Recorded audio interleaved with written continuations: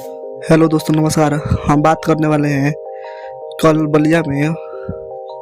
बलिया छाबरा में Pawan Singh stage show कर रहे थे उनके बारे में। जी हाँ दोस्तों, स्टेज शो कर रहे थे, उसके बाद में पब्लिक में से कोई पत्थर चलाकर मार देता है दोस्तों भोजपुरी के पावर स्टार पवन सिंह जी को। जी हाँ दोस्तों, और उसके बाद में पवन सिंह बहुत गुस्सा होते हैं दोस्तों। आप लोग देख सकते हैं वीडियो दोस्तों। ये कौन मेरा दुश्मन आया है?